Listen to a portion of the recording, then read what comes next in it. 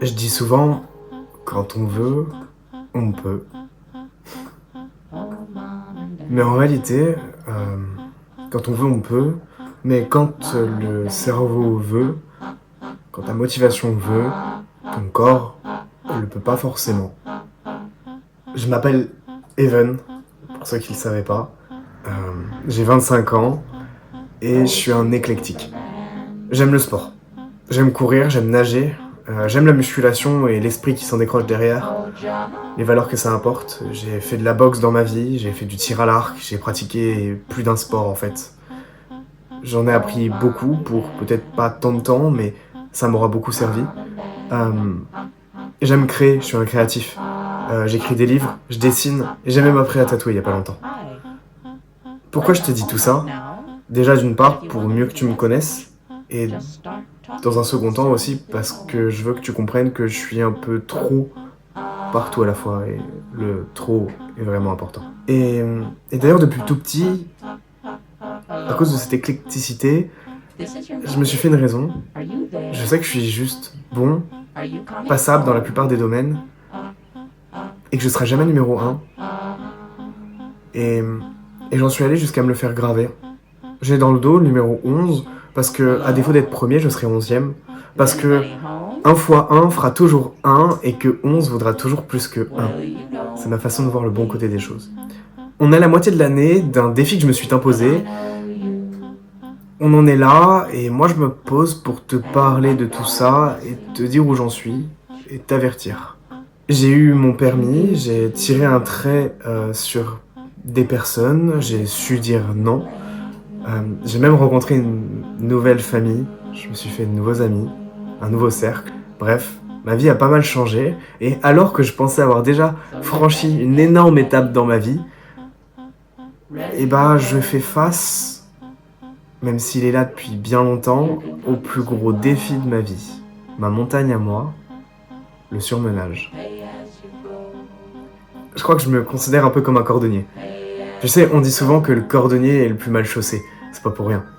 Je suis là, je te donne des conseils, j'en parle à mes amis, à ma famille, aux gens qui me suivent sur les réseaux de façon générale. J'applique pas tout ce que je te dis au quotidien, tout ce que je partage sur les réseaux. J'essaye comme tout le monde, mais je suis pas parfait. Je l'ai dit il y a pas longtemps. Celui qui laisse ses chaussures, il les écoute pas. Alors voilà. Craquage, fatigue mentale, fatigue physique. Perte de contrôle concrètement. Mon corps me lâche. Je suis moins performant. Cette vidéo, en somme, elle est pas là pour me plaindre.